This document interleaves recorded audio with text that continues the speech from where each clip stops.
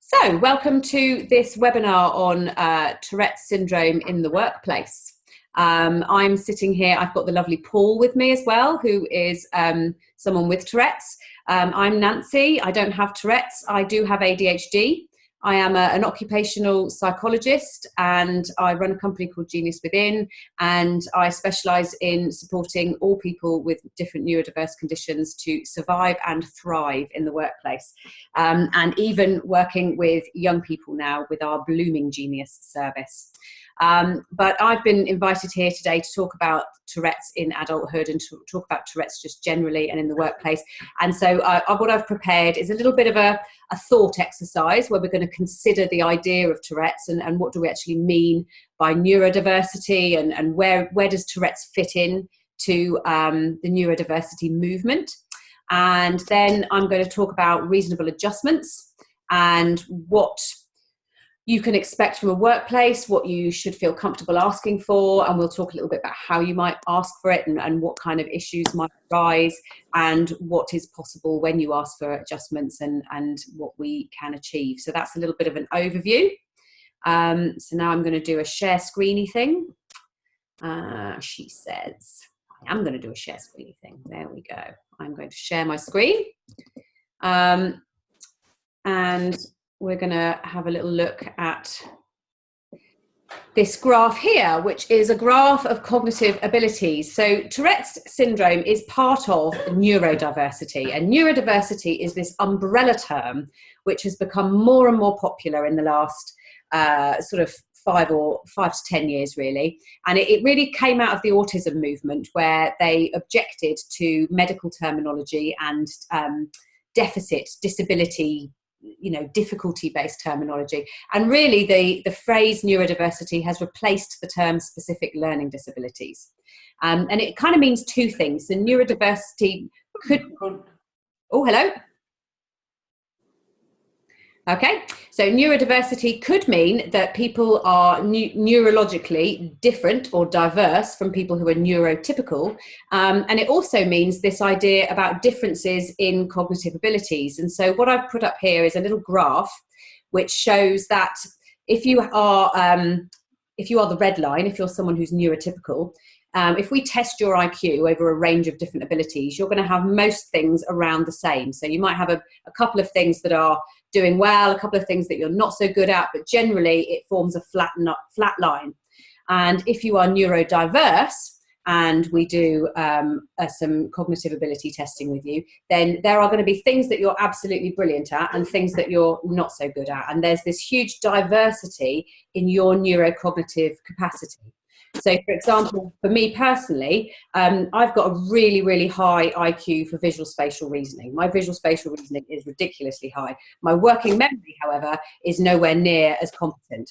And so when you have these big differences in your cognitive ability, it can be a bit odd. So sometimes you're absolutely brilliant at something and sometimes you're really struggling. And where the strengths and weaknesses are, someone's moving around, and it would be really good if you could just mute your...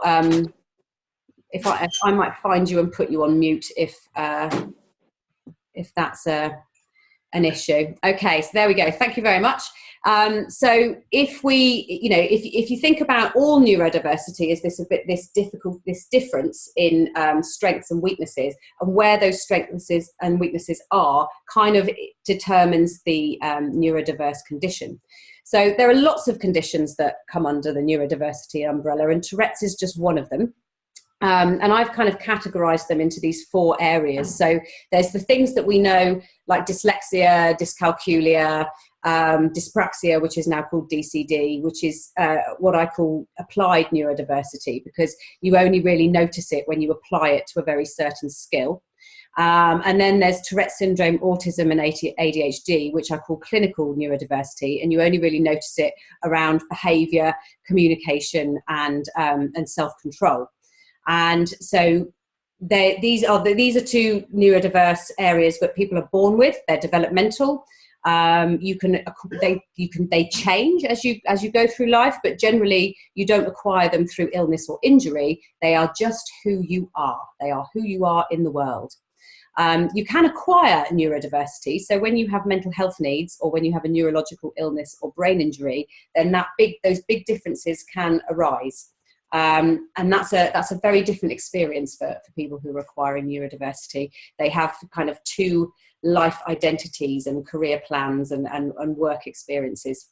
But today, obviously, we're focusing on Tourette's syndrome, which is a clinical neurodiversity. You are born with Tourette's syndrome. It develops as part of your development, but you don't get it through illness or injury. And that's the most important thing to think about, because that's really what I want to talk about next in terms of prevalence. So if you look at this graph that I've just put up now, this pie chart, there are 1% of the human population have Tourette's syndrome. Around 2% of the human population have autism. 1% have dyspraxia.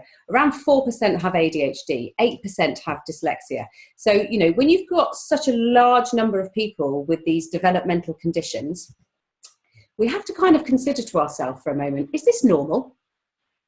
Is it really a disability to have a neurodiverse condition?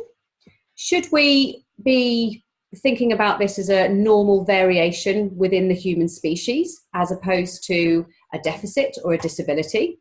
It's just a lot of people, I think, for it to be a completely negative experience. It's an awful lot of people. And my experience of evolution is that it's not that broken. Evolution tends to work quite well. It tends to create the variety and the interest that we need for human beings to thrive. You know, we have different variations in how fast people can run. And, you know, if you think about from an evolutionary perspective, what we used to do is we used to take an antelope and we used to run it until it was tired, and then some of our sprinters would take it down, you know. So we had variations in people that could run long distances versus people who were sprinters and really, really tough. And we still have that variation, and that's pretty useful. So if we've got all these different conditions as varieties in the human species, I think we really have to start asking the question, what are they for? What is the advantage of Tourette's syndrome? What does it do well? What is the advantage of ADHD? What could you gain by having someone in your population that has really strong visual spatial awareness, isn't so good at working memory, but has this one outstanding skill? And so let's look at the different sort of, you know, oh, sorry, I'm flicking around now with my slides. And within each of these conditions as well, you know, we have this idea of a spectrum. So, you know, there are people who wear their Tourette's syndrome very much on their sleeve, and you see it straight away when you meet somebody. And there are people whose Tourette's syndrome is less pronounced, and you wouldn't necessarily notice it straight away at first. And with all neurodiverse conditions, it's the same. We've got a spectrum. So we've got a kind of personality style at one end, and then we've got some symptomatology that we notice because it's maybe in conflict with what we're expecting in what we've agreed is normal behaviour or normal ability. And then we've got right down the other end where we've got people whose lives are very difficult and compromised by the experiences that they've got.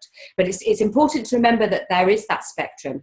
And certainly we have created the direction of that spectrum because there will be a good reason for it. You know, there will be value to the spectrum of Tourette's syndrome. There is value to the spectrum of dyslexia. There is value to the spectrum of dyspraxia or dyscalculia. Some of the things that people with those conditions are good at are valid, valuable, and really important in society.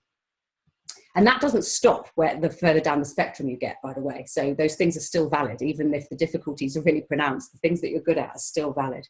So I've done this little Venn diagram of different overlapping neurodiverse conditions and the different strengths that they confer.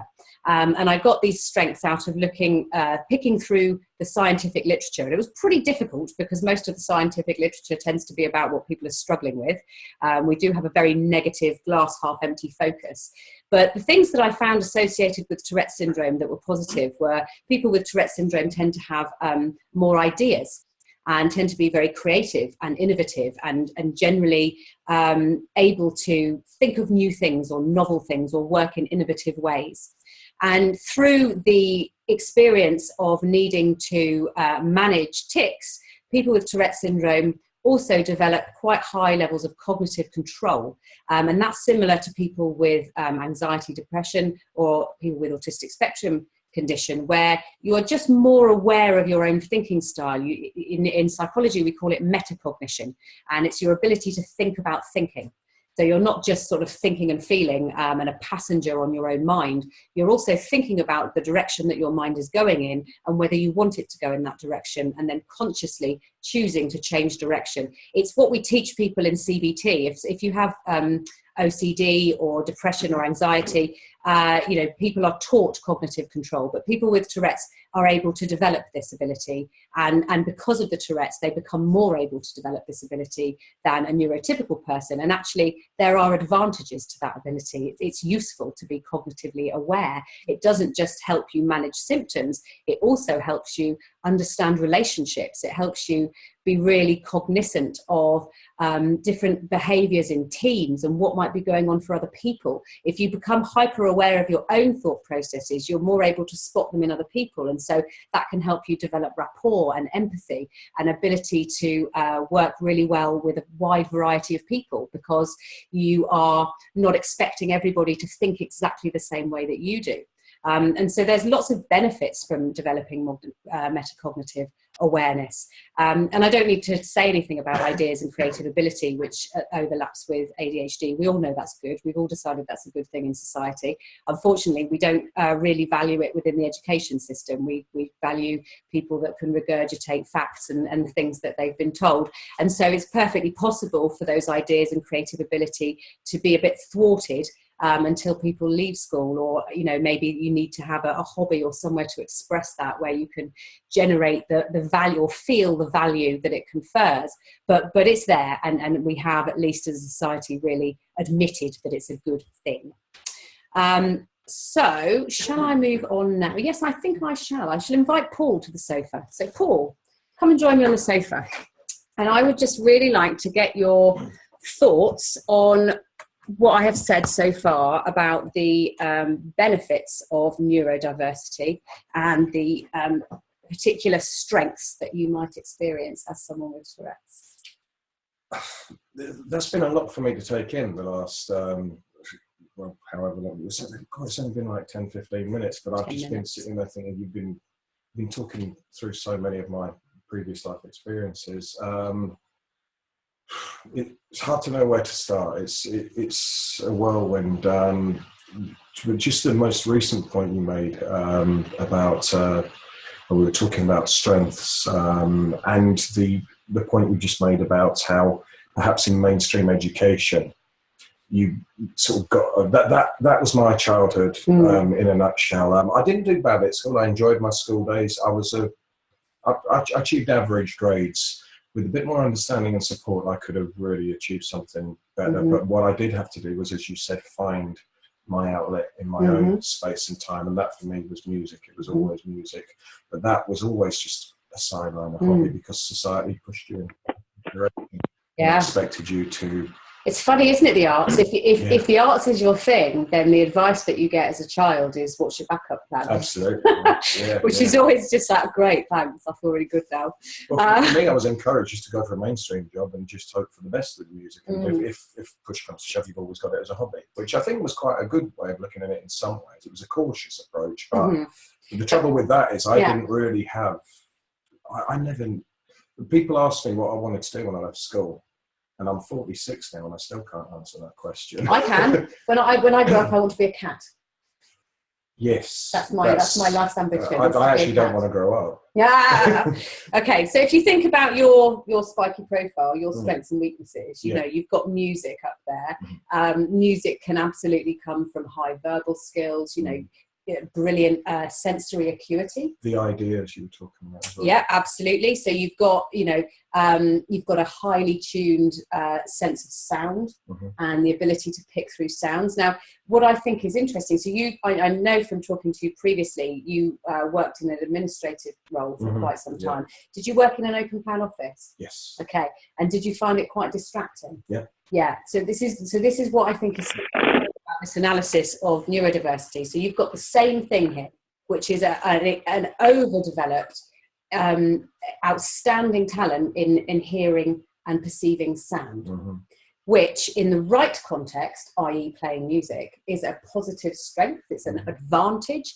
It brings skill and talent and enjoyment, and music, as we know, is vital to human communities because it unites us. It gives us the opportunity to share emotions, which is what we need in order to stay together as a society. So it's an incredibly evolutionary, desirable skill. However, you put it in the wrong environment, and that same sensory acuity is just distracting you because you can hit, you're hearing and processing all the noises of a busy office, and instead of being able to use noises, you're being distracted by them. So it's become a disadvantage. Yeah.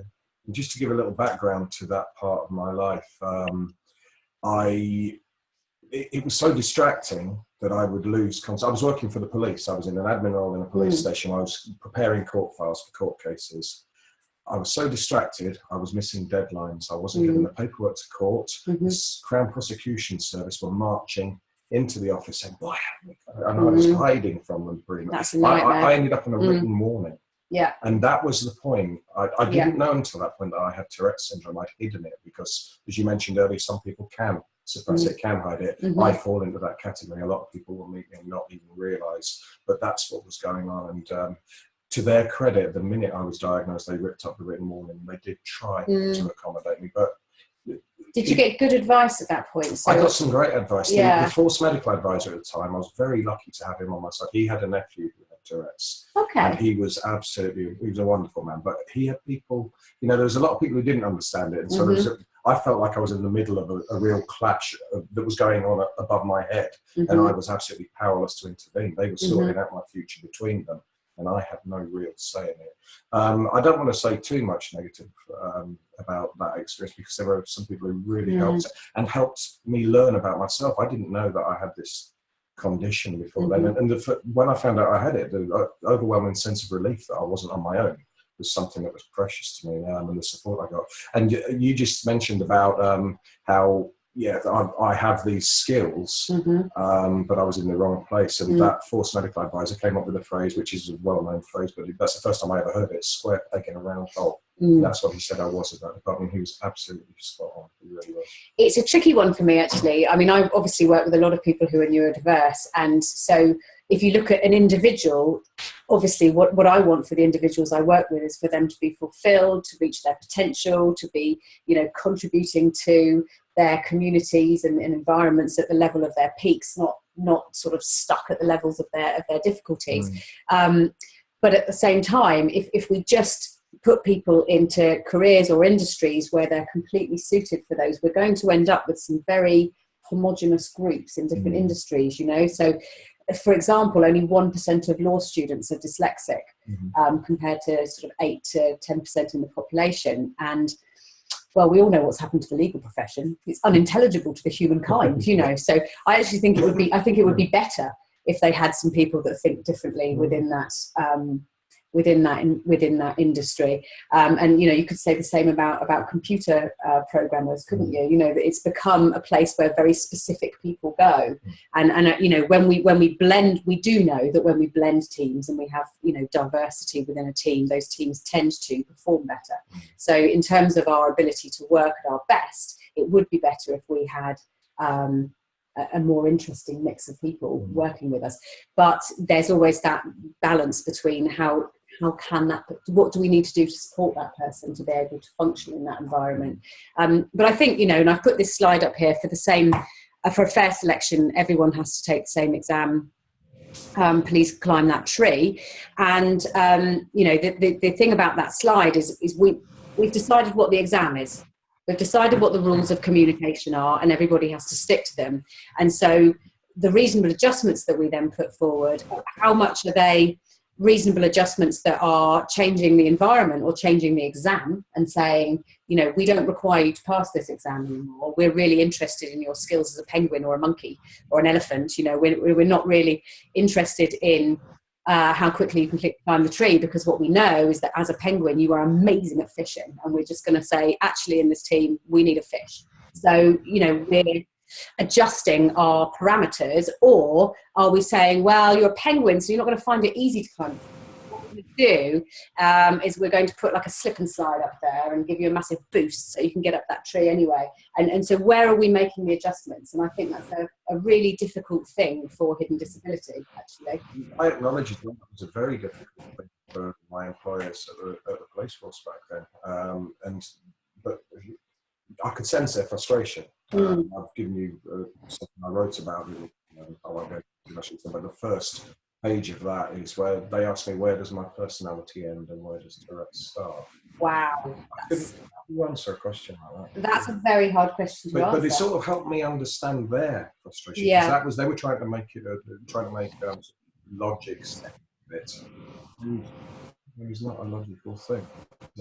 We have logical minds, but there's this little part of telling us logical things, and it just becomes part of your very being. It is a part of your personality. It just blends in. You can't just. And what they were trying to find out was, well, where is? I think what they were trying to pin on me at times, and this is me being a little controversial, which bit of it is Tourette's and which bit of it is you just trying to cause a bit of trouble and milk it for all you can. You do come up against it. And the assumption therein is that you're someone who will try and milk it. Yeah. That's the automatic assumption. And that's why it's insulting. Yeah. Absolutely. No, I mean, I completely relate to that as someone with ADHD, you know, and half of my family are American, and when I'm in New Jersey, I'm not an extrovert. And I don't have ADHD in New Jersey. I'm just normal, and so there is this real sort of cultural norm that we're placing on people, and we're saying this is how we expect you to behave. This is the level of control we expect you to hold over what you say, how loudly you say it, when you say it to people, you know, and we're ignoring the benefits that come with. So something like observational Tourette's, I think, is. When you have observational tics, observational verbal tics, you are talking about someone who notices stuff. You know, they are always insightful. I mean, when I made Employable Me, lots of people fed back about how much they had found the individuals with Tourette's funny. And that's because the observational tics are insightful. They are accurate. They are, you know, and that's where can we make that skill useful? Well, Paul's done it, hasn't he? He's done it with his, you know, with his photography. So the same that he notices stuff that other people don't notice, and there's value in that, and there's skill in that, and I think we really need to remember it. There's people have asked me as well. I mean, there's times in my life where I've thought Tourette's is a curse. Other times where I've thought it's a gift, and these days, I mean, I know that it's easy for me to say this in some respects, and there are so many people out there probably watching today who will think, oh, it's all right for you, you don't have the problems we have. There's a lot of people who have got a much harder time of it than me.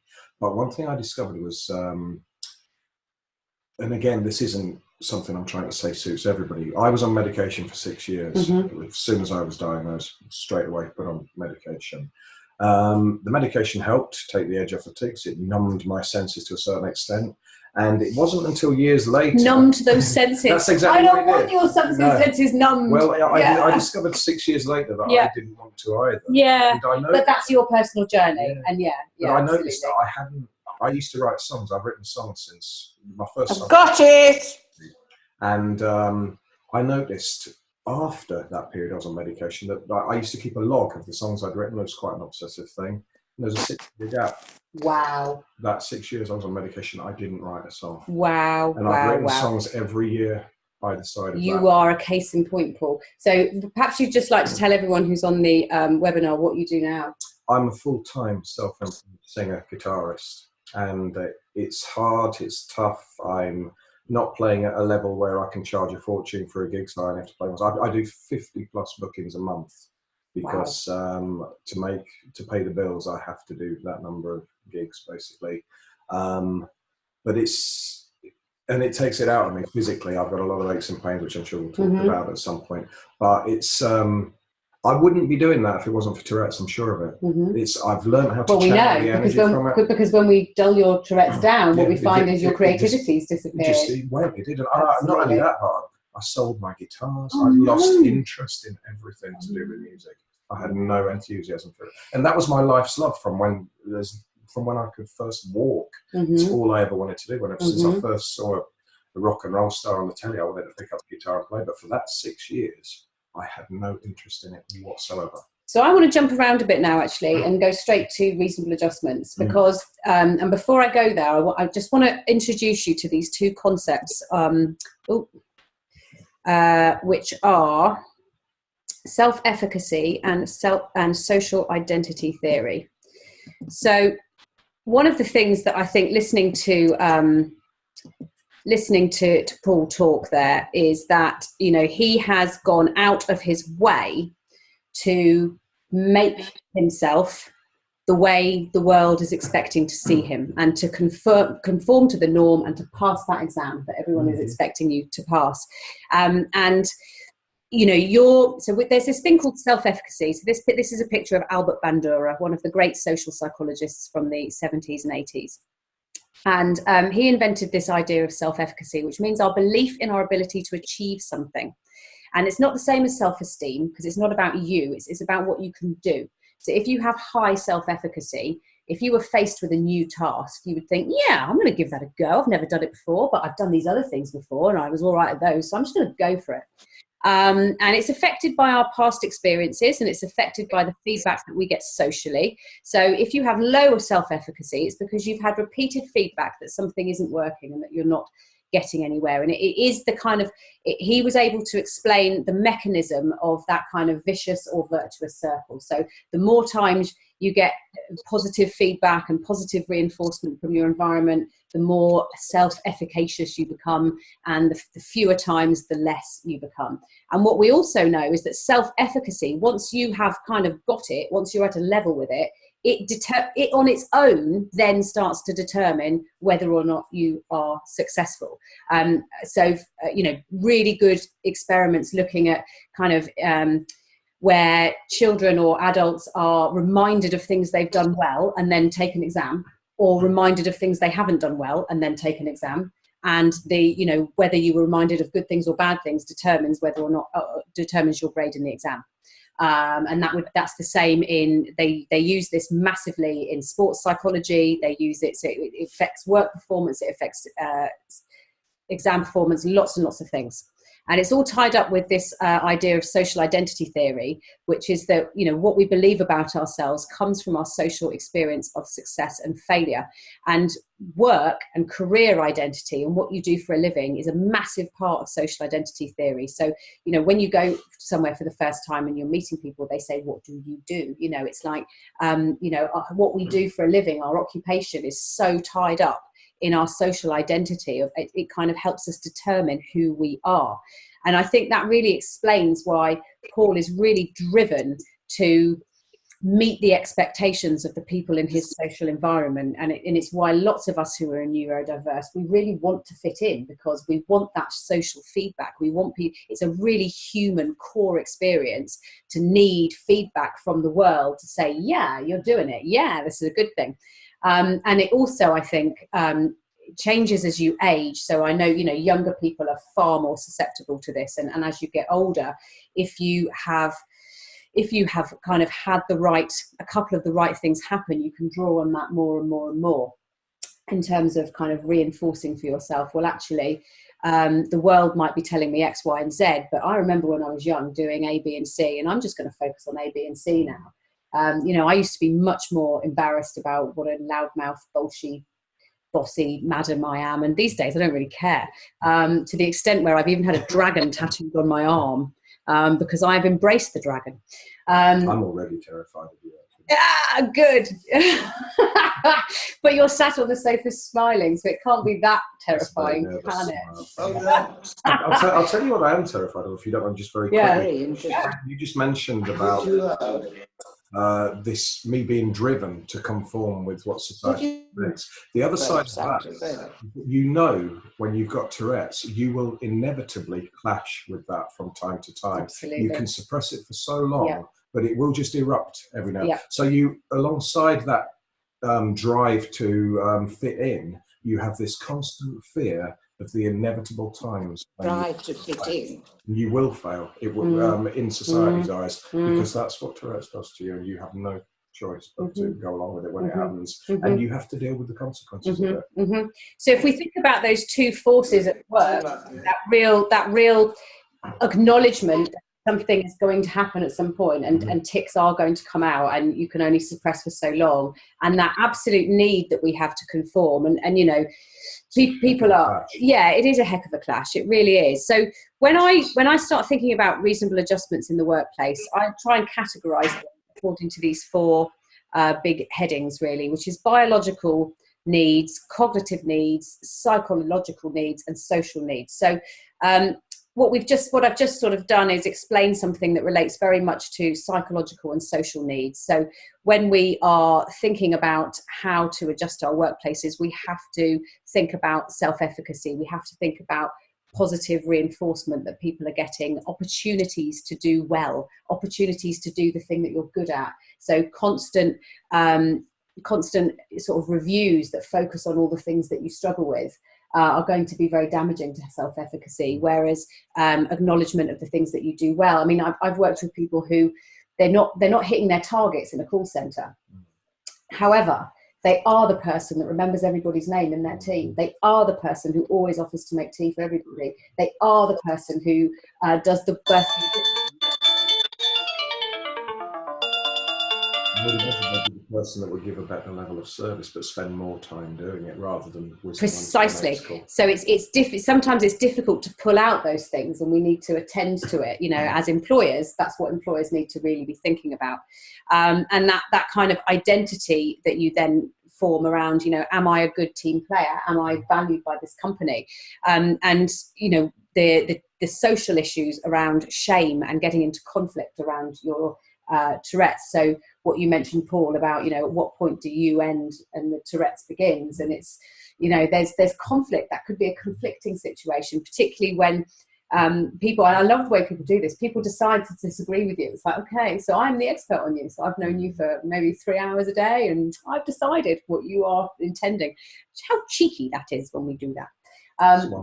Yeah, but you know, it's something that people can easily lead to conflict. But let's park that for a minute and go back to what I call biological and cognitive issues. So from a very biological point of view, something that people with Tourette's are dealing with in a workplace is likely to be fatigue or pain, and sensory overwhelm. So let's go fatigue or pain first, because I know I think you had something to say about that, Paul. Yeah, but you probably haven't got time for me to go. I'm also 46 now, so some of it is just my body starting to fall apart. I hate that. That's the annoying thing about being in your 40s. Yeah. Well, the first, I mean, I mentioned earlier that a lot of people will spend quite a bit of time with me and maybe not even realise I have Tourette's, but there's so many tiny things that are happening all the time. One of the things you'd notice if I was wearing a t-shirt, I have a huge scar on my elbow where I was just jerking my arm very slightly, so nobody would notice, but I did it for about 10 years and ended up needing surgery on my elbow. That's happened on the other arm, but so far several steroid injections have settled it down. In fact, I play guitar all day every day as well. That aggravates it. At the moment, I have a lot of pain around my rib cage because I have this 24-hour breathing ritual that I have, where I have to breathe in, where I see certain things. I mean, to simplify it, light things I breathe in out, dark things I breathe out, but it's much more complex than that. And we don't have time to tell you all the different things I breathe in and breathe out whilst looking at. And if you try to sing whilst doing that, you have a massively erratic breathing pattern. And I've been to the doctor several times. So I was getting shooting pain across my chest. I was wondering, whoa, this is a bit. Apparently it's just a muscle knot that's they're just from this, and there's one further down from when I... So all your intercostal muscles are they're just complete, and then there's one that flares up in my shoulder from time to time, which just numbs the side of my head and gives me a shooting headache in my temple. And that's, you know, they're just the regular things. There's obviously things that happen from time to time. And again, as well, I'm one of the lucky ones. There's so many people who have such pronounced physical tics, such strong, violent motor tics. And so just, I'm possibly not the best person to talk about it. Well, again, there'll be people here who I think can tell us a lot more about you are and you aren't, because, you know, I think one of the things that's happened in the last few years is that the public awareness of Tourette's is going up. People are starting to understand that this is a thing. And, you know, but where public awareness has gone is the sharp end. It is the, you know, the Employable Me characters. that's what's raised people's awareness. And I'm really glad that that's raised people's awareness, because people do need to be aware. But what that now gives us an opportunity to do is to talk about the spectrum and say, yes, there are people like Paul and Ryan and Tom in the world, and that's, you know, that's what's happening for them. And there are people like this Paul who are, you know, not having the same degree, but it's the iceberg metaphor, isn't it? You know, what you can see on the top. And what you've just said about the fatigue and pain is such a hidden disability issue, because people don't see it. And so therefore they don't compensate for it. And one of my favourite stories from the last round of Employable Me was Nicola, who has cerebral palsy. And so you can see that she's struggling to walk, but you can't see that she's also struggling with her posture, and that she's in a huge amount of pain all day. And the impact that that pain has on her functioning in the workplace, I think, was really made clear in that particular episode. And there were 2 places where she worked, and one of them she asked for adjustments, and she said, you know, I need to take a stretch break to stretch my muscles out, and they were like, yep, fine, cool, go ahead. And there was another one where she was too embarrassed to ask, and she was ashamed, and so she was in that kind of that social accommodation issue. You know, what she needed was a biological reasonable adjustment, but she needed the social adjustment was for her to feel that she could ask for what she needed, and for that to be welcome and opened to her. And I think that's a really important thing. And then the other thing that I wanted to chat to you about biologically is the idea of sensory overwhelm. And we've mentioned that a little bit already with your, you know, hearing acuity and how well you can perceive noises, and how actually that can be very distracting and overwhelming. Absolutely. And I think that is something that I would probably have more of an issue with than the fatigue and pain. I mean, I've learned to deal with the fatigue and pain over the years. And also I'm lucky enough to be doing something that I love. So even if I'm tired, I'll still go out and do it. But the sensory overwhelm definitely is something that causes me all kinds of problems, because and this is where it's again it comes down to this wanting to fit in with your environment. And even there's times, I mean, the people closest to me, I'm lucky enough to have some wonderful people in my life, but even now it's hard for them to understand unless they sense it. They think I'm getting irritated for no reason, but what it actually feels like is somebody could just speak to you normally, but because you've got so much going on, you're taking so much in, you've got so much going around your head that you're trying to process. Somebody who's speaking to you normally can sound like somebody screaming at you. And, absolutely. And so you will react as if somebody's screaming at you. And they think, whoa, the natural reaction. They're getting a surprise, And so they will then go back at you. If they don't understand it, they will just... and that's why we need social accommodations, because, you know, that's the job of your environment, to be respectful of those times. And it's a dynamic, isn't it? So I have a colleague who has ADHD, anxiety and depression, and we were at a conference together last week, and conferences are a nightmare for that kind of thing. They are just, you know, it's all false lightning, no natural light, no silence, no space. And then we had I find that exhausting. Oh, it is exhausting. So then we had this evening dinner where I was doing a speech at the dinner, so they wanted to come with me and support me, which was lovely. And my colleague just said, I said, do you want to come back to our hotel? I'm just going to go prep. Do you want to come back with us? And she said, no, I need a processing break. And I was just like, booyah, I love you. Yeah. Well done you for knowing that about yourself. I'm make a note of that term. I'm going to use that. Processing break. Yeah, processing break. And I was so proud of her, because she was really owning that. And I just thought it's exactly what she needs. Need is the word. It is something that is necessary. It really is. And what she reminded me is that I probably needed it too. And that actually, if I invited everyone back to my hotel room for a bit of a la before going and doing a speech and a dinner, I was probably going to be absolutely exhausted myself. So it's that interaction, isn't it, between me as her employer going, yes, beautiful, off you go, and also having made it okay for her to know that she can say that to me, and me to say, yes, go ahead, and for her to have that kind of self-awareness and doing it, which is just gorgeous. So if we just look at this slide, these are all the things that you need to consider, I think, when you're asking for adjustments. So, and it's really important to remember that sensory overwhelm is a biological need. It's not a kind of preference or a personality factor, as is sometimes alluded to. It is a biological need to not be overwhelmed in your senses and to take breaks from that. The cognitive issues, so working memory is your attention span, it's how many things you can pay attention to at one time, it's concentration, and processing speed is how quickly you can complete fine detailed tasks, and both of these things are compromised by being fatigued or in pain and by being overwhelmed in the senses. But also working memory and processing speed tend to be naturally lower in people with ADHD, Tourette's, dyslexia, dyscalculia, dyspraxia. Working memory tends to be high with autism, but processing speed tends to be low. So these are sort of two very neurodiverse issues, and they affect your ability to do process-based, accurate tasks. And so where a neurotypical person might find being in a very overwhelming environment and being tired affects these things, a neurotypical person is probably starting from an average level. So if you're already starting from a kind of depleted source, and then you add in the extra overwhelm and fatigue on top of that, then you are suddenly not functional on those sorts of tasks. And so that's about kind of being able to really be aware that that's happening for you and not give yourself a hard time. I've met so many neurodiverse people that say things like, oh yeah, I'm just a bit scatty, it's just who I am. So it's like, no, you've got a working memory difficulty and you are trying to do something really difficult on 3 hours sleep.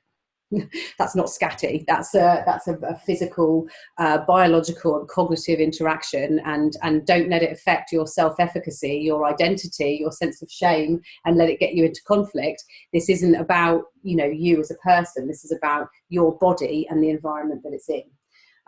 So if we go to some ideas around biological, psychological and social adjustments, and we've just sort of started talking about biological adjustments, and there is a medical element to this, and I think it's important for employers to provide forum for people to take time out for medical appointments when they need to, and to honour any recommendations that have been made medically. Pain management is an issue, and sometimes some of the ways we manage pain also then affect our thinking. So that's a big issue. Sleep and mood control are absolutely vital, and I know there's lots. I mean, we could go off an entire tangent about sleep hygiene right now. I mean, we could spend another half an hour talking about that. There's so much in there, and if anyone wants to do a webinar on sleep and taking care of your biological self, I'd say that was a good topic for a webinar. All I'll say is I was very grateful for the coffee when I arrived. I mean, I've had insomnia since I was 8. Yeah, it's a key ADHD thing, insomnia. Busy brain, can't turn it off. The trees outside are really noisy, Mum, I can't sleep. My life was literally saved by silicone-based earplugs. The lead guitarist in my band went through a phase last year where he was suffering from anxiety, which led to insomnia. And again, it was that's another really tough thing as well, when you actually get to the point where you're doing the thing that you've always loved but you hate it. And he had to quit for a while. Unfortunately, he's recovered really well now. But good. It's you can't even do the things you love. So just imagine how hard it can be to go out and do something that if you're in a job where you might be okay with it. But most people in their day-to-day employment, they do it because they have to. Let's face it. You're lucky if you enjoy it in many respects. But yeah, to actually get to the point where you're not enjoying something you would normally love. Absolutely. And I just think it's worth making the point that if you're neurodiverse, you're already interacting with a world that isn't quite set up for you.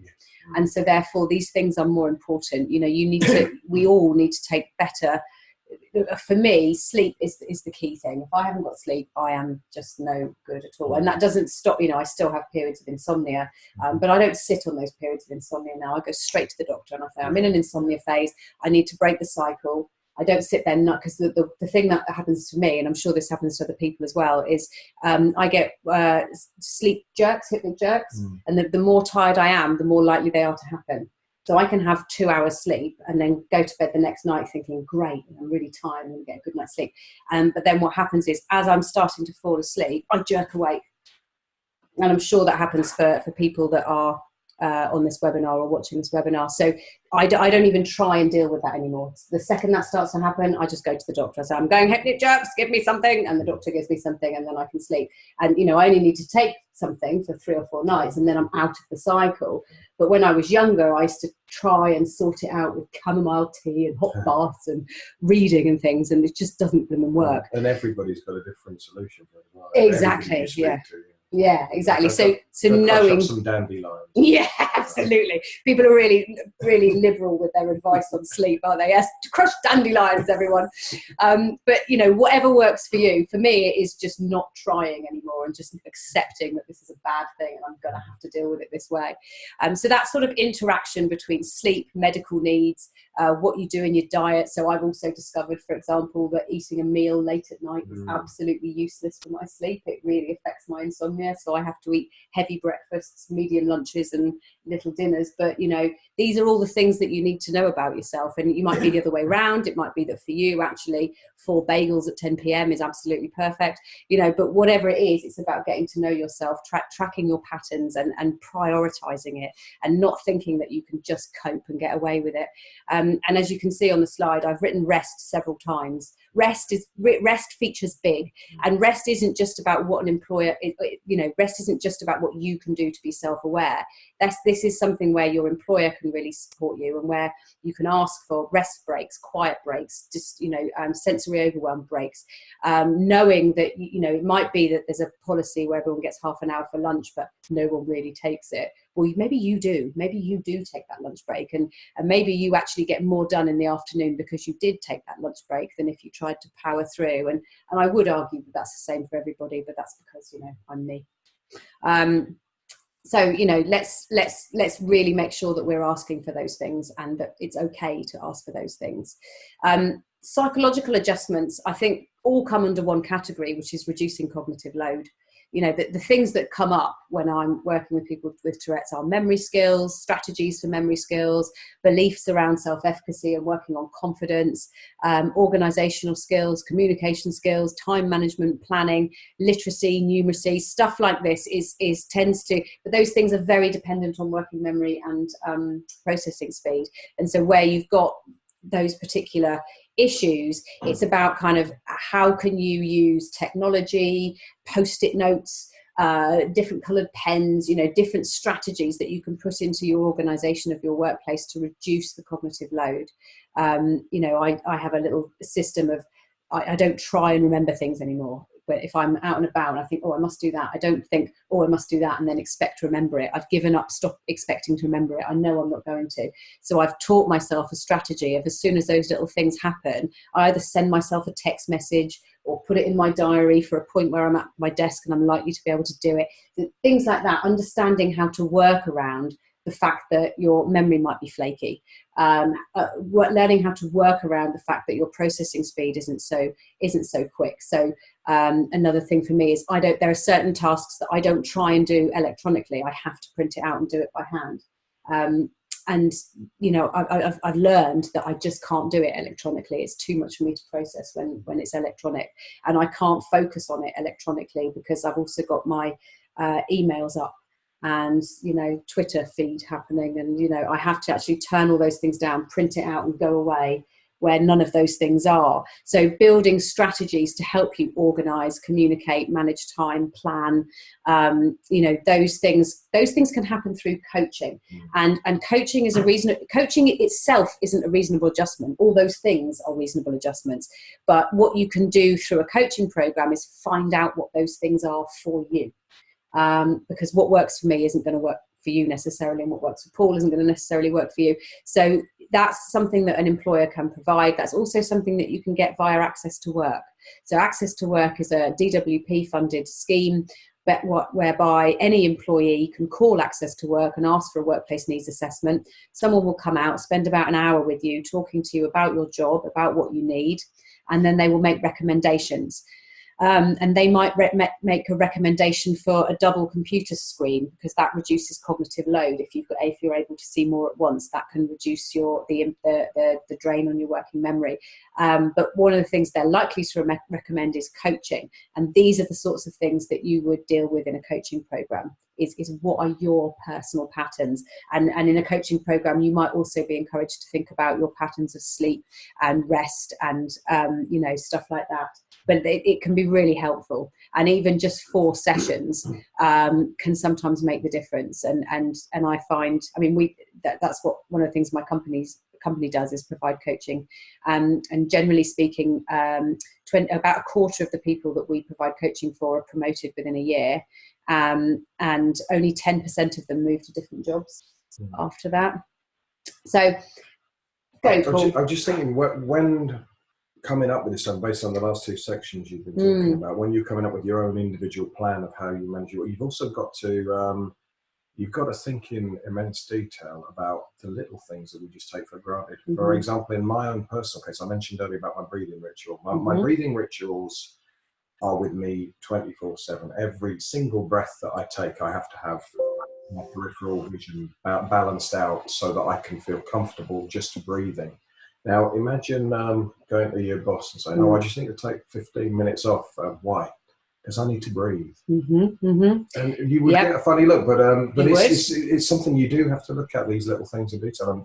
And that's exactly what I mean by social adjustments, is your boss knowing that is a feature of your Tourette's and therefore giving you the flexibility. So I've got kind of regular checking in, because things change over time, and giving feedback that's evidence-based, that's based on behaviour rather than conjecture.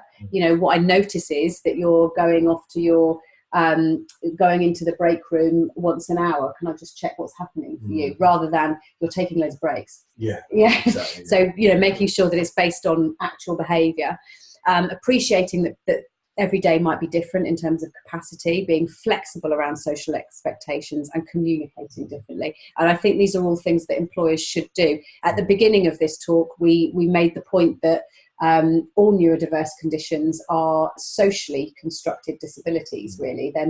It's not the same as having a physical impairment. And because it's a social construction, i.e. the disability only occurs because society expects this and we as individuals are more like this, actually it's morally an obligation for the social environment to come and meet you halfway. You wouldn't expect someone with a physical disability to suddenly not need their wheelchair because they were working in an office. You would adapt the office for that person's wheelchair. And so we need to adapt our social expectations in response to neurodiverse individuals. I'd suggest in many cases as well, again, depending on the individual, it's society's responsibility to meet you more than halfway, because just normal personality traits such as shyness and embarrassment could hold you back from giving. Not everybody wants to go into work and talk about what's going on. Really? I find this so strange, but no, it's true. but not everybody wants to just go. It's a very personal thing. Yeah, so some people are very private and feel uncomfortable discussing it with who is essentially a stranger. If you're starting a new job, you've never met this person before. It's a hard thing to tell them your life story, including your most personal details. So I think they need to come a little bit past halfway at times. It's a big responsibility for an employer. I think that's a really good point. Something that I do in my business is when we, so the tick box thing, do you have a disability? Tick this box, and then can we help you in any way? Please say how. I've stopped doing that. Instead I do a list of what reasonable adjustments I've offered in the past, and would you like any of these? So I'm putting it at the solution end rather than the problem end, and I'm not asking people to tell me what their condition is. I'm just saying, will any of these reasonable adjustments support you? And I'm also in that very message saying, I provide reasonable adjustments. I'm used to doing it. I'm not going to get upset about this. I'm not asking you for this information so that I can screen out people with disabilities. I'm asking it so I can screen you in. And it's just a sort of slightly different take on the standardized thing. And I think that was something that employers should do more of. It will make you feel like you're not up against your employer. Because that's the real problem. You do feel that you're fighting for your rights every day. And employers feel like that as well. And I think, obviously I've worked with thousands of employers and employees. And one of the biggest issues is where people feel that they have to tread on eggshells, and they're worried about asking for things. They're worried about saying, is this an issue for you? They're worried about saying, this is an issue for me. What can we do about it? they want, you know, they want a definitive answer on where your personality stops and a condition ends so that they can manage it, you know, and it's difficult, and it requires an approach that isn't really very traditionally British. You know, it requires us to be a bit more upfront than we normally are. It requires us to be comfortable giving feedback, and it really requires us to be solution focused. But I think that, you know, the things that I've put on this slide are actually very practical, and it's, you know, those practical points. I mean, if you do nothing else as an employer, you know, make allowances for medical issues, check in with your employees to what's happening with pain and sleep and diet, minimize sensory distractions, let people wear earphones in an office so that they can cancel out background noise, and allow rest breaks. And if you do those things, and you do those things well without any issue, I think you're ahead of the game from most employers. You know, provision of coaching would be the next step, and taking great pains to adjust your own communication and processes would be another great step. But people feel like, you know, oh, should I do that? Am I allowed to do that? Am I allowed to ask this? And that causes more problems than just asking it in a really straightforward, upfront way. There's this, I keep looking at this, and just a couple of paragraphs if I may just read out to you. I'd love that. Just to give you the background very briefly, I mentioned earlier I found out I had Tourette's. It was a late diagnosis because I hid and embarrassed. That's why I made the point about you might be afraid to speak to your employer. I was embarrassed. I didn't know what I had. Which is why an employer not being an embarrassed, an employer being very straightforward and matter of fact and genuinely respectful and curious would do so much to allay those fears. So if the employer's like this as well, you're never going to do it, are you? And I was so lucky to have the Force medical advisor who was an understanding man. And this is a couple of paragraphs he wrote about me. This was in 1995, so over 20 years ago. He said, this is him writing to the heads of my department, by the way, who weren't quite as understanding, but we won't go into that. He said, as you may know, Paul suffers from Gilles de la Tourette syndrome. This causes him two problems. Firstly, his behaviour is affected in that he is inclined to be obsessional, which makes him sometimes appear argumentative, as he's unable to drop conversations until he's made his point. As a result of this obsessional trait, he is inclined to be a perfectionist, making it difficult to balance the demands of a tight deadline with the need for accuracy, which will always come first. The second problem is the compulsive behaviour, which causes tics, spasms, and unusual behaviour, which can be distracting for people who are working with him.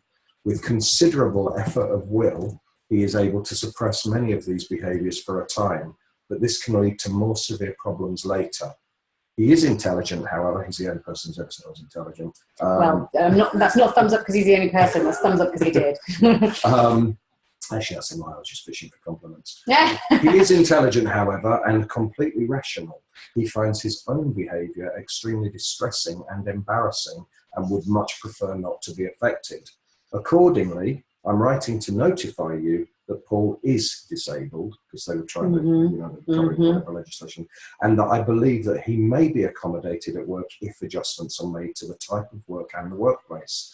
I believe that he should be able to work on non-repetitive tasks where quality is of more importance than time, and he would be better if screened off from his colleagues so that he doesn't have to devote so much effort to suppressing his tics and spasms. That's a man who understood it. Yeah, totally. And he made some really sensible suggestions, you know, and I think,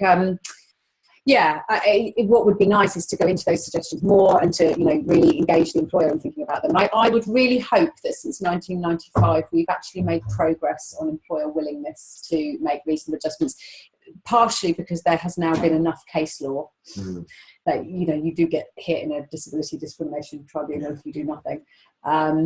So let's hope that things are slightly better.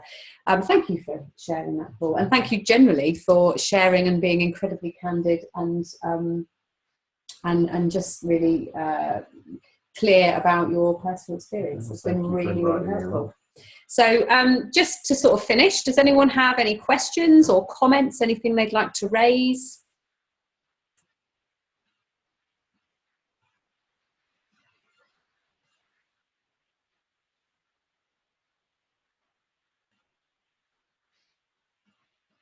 And I think just to close, we will have a look at this last slide of mine, which is that disability inclusion is a moral, social and economic imperative, and we all lose when human potential is squandered. And I'm so pleased that Paul was able to find his human potential and re-engage with it and start working. And I think it's really impressive, actually. There aren't very many people who are able to make a genuine living out of the music industry, and you do need a huge amount of creativity to be able to do that. And so I think it really shows how that particular Tourette's talent is not only enabling you to be good at music, but enabling you to One be question. Endurance. Yes, Charlie, I believe, is that. I was probably only recently diagnosed a couple of years ago. I'm 25 now, so it's quite a late diagnosis myself. You probably find at the moment that I don't tick quite a lot when I talk to you, but I work with computers all day and with a lot of clients. So mainly I'm based on the phone. So I do struggle with that. I'm going through a new course of medication, which I'm hopefully going to be prescribed this week. Clonidine. Mm-hmm. I tried another one before, aripiprazole, but that had a few side effects, which meant I had to come off that.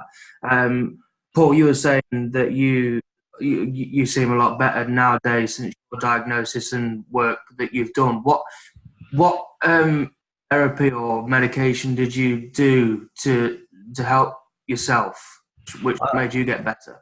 Well, initially I came off my medication completely because, as you just mentioned, I had a similar experience. I had side effects that which I couldn't tolerate anymore. Again, it's a personal thing, and some people it works perfectly for, other people it doesn't.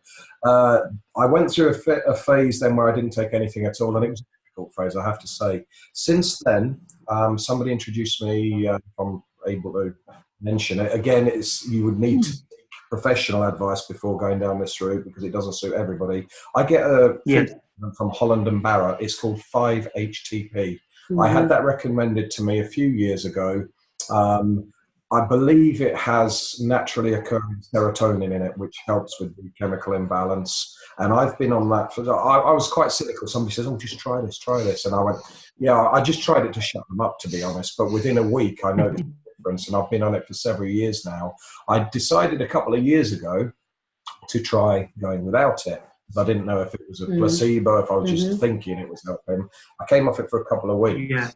And my wife turned to me, she says, "For God's sake, Paul, go get some more of that. Will you? You're terrible." So it obviously does help. But again, don't just try it without seeking advice for your personal condition. That's what I use. Charlie, what are you doing at the moment? What's your job? So I work for a managed service provider. So we're an IT company. So and I'm actually one of years. I've been doing the job for about since 2012. The Tourette's has sort of made my career have quite a few up and downs because it's only since I started in this. I've always had it, but on a very as a child on a minor level, and I would never say anything. I'd never question my parents over anything, but they were always sort of like, stop making. To me, it was like, well, I don't know what's going off here. I just sort of dealt with it. Throughout school, I was throughout secondary school, that's fine. Thinking back now, there were things that I did which were obviously unusual, but were never pronounced. And then I was towards the end of my school year for 4 years, which ended in a lot of hatred, and not domestic abuse or anything like that, but just cheating, things like that. It didn't end nicely. And then as I went through a couple of my first years at my previous job, things more vocally started to get more pronounced. I started to get the mick taken out of me, which I didn't know. And then eventually I got with my now fiance, who has known sort of having to deal with it herself, because it's difficult for her, because she's so willing and so helpful. But what I find is, even now that I've had my diagnosis, I still find it very sort of.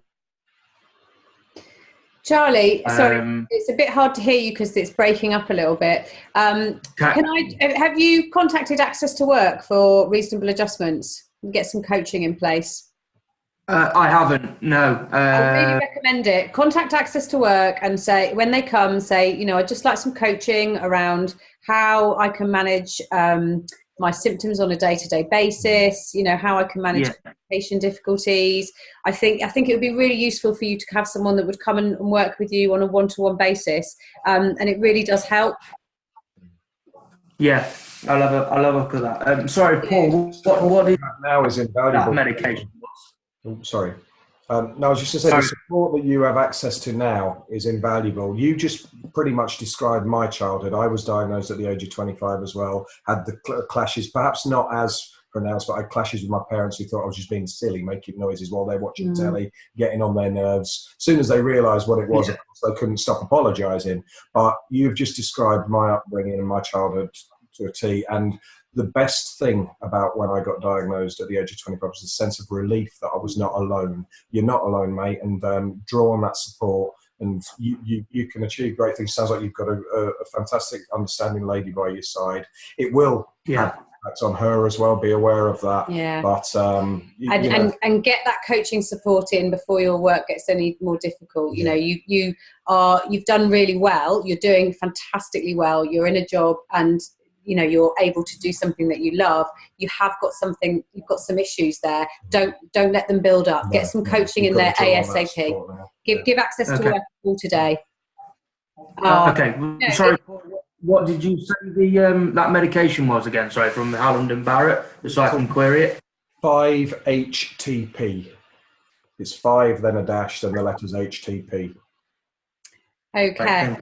Thank you very much. I think we are ready to end the webinar. Thank you very much, everyone, for contributing.